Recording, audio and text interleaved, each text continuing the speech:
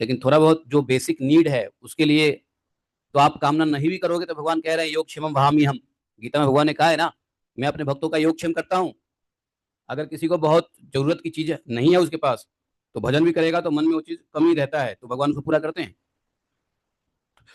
लेकिन अब भजन भक्ति को फैक्ट्री बना दें तो नहीं चलेगा। तो हर आदमी माला को, भगवान के हरिनाम जप को क्या करेगा, फैक्ट्री बना देगा कि हरिनाम जप करो और ये चीज हो जाएगा, हरिनाम जप करो ये भी हो जाएगा।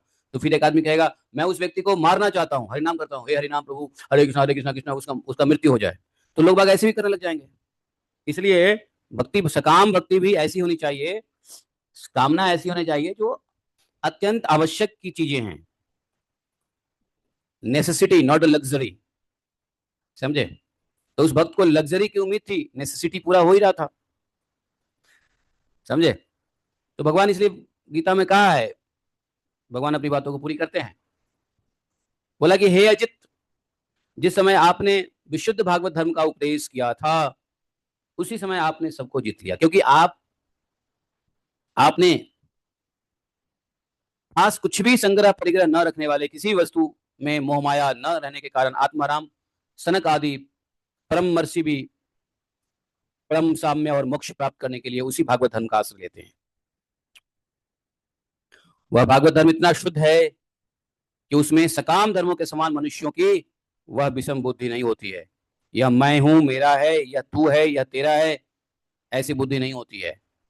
बल्कि इसके विपरीत जिस धर्म के मूल में ही विषमता का बीज बो दिया जाता है वह तो अशुद्ध, नाशवान और अधर्म बहुल होता है।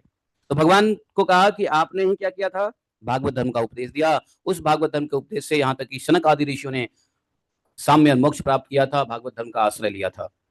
तो भागवत धर्म का उपदेश भगवान ने सबसे पहले किसको किया था?